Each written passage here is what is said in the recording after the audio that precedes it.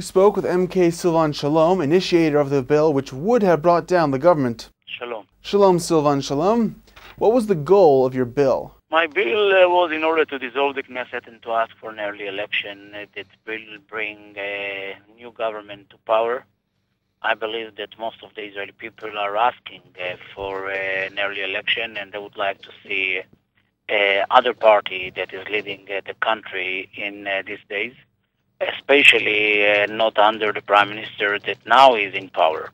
Unfortunately, Minister Barak have decided once again to prefer to help his personal career than to help the Israeli state and the Israeli people.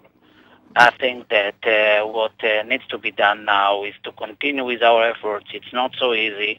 We have only 12 seats, but even though I think that even if we couldn't make it now, I don't think it will take so long in order to dissolve the Knesset, to bring an early election, and to bring what we call the national camp to power. Now, why did Barak reverse himself so close to the vote? I think that finally the interests of Prime Minister Barak, Minister of Defense, Prime Minister Olmert, Minister of Defense Barak, and Minister of Trade and Commerce, Eli Yishai, are not the same, and some of them would like to jump out of the carriage in the near future, especially when it will be asked to form a new coalition. I can't see Shas is, let's say, joining to one more center-left government, while it's in its policy is to withdraw from the Golan Heights and to divide Jerusalem. And it doesn't seem to me that they will give them the allowances that they are asking for. So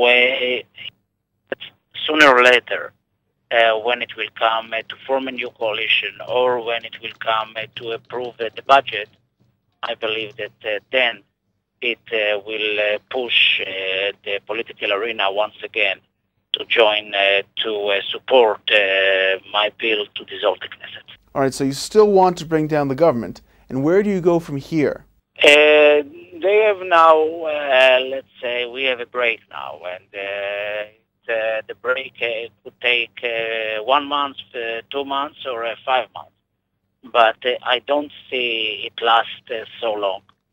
And as I have just mentioned, I believe that they have conflict of interest between those faction parties that are part of the coalition. And all of them will take the decision to move forward toward an early election, because they cannot agree about what will be the guidelines of the next government if they will try to form it, and the budget that it must be approved until the end of March. Now, let's say your party comes to power. How will Likud rule be different? I think it will be totally different. First, we realize that all the corruption is there, and we are coming with a totally different policy of anti-corruption to fight the standards that are ruling in our lives today.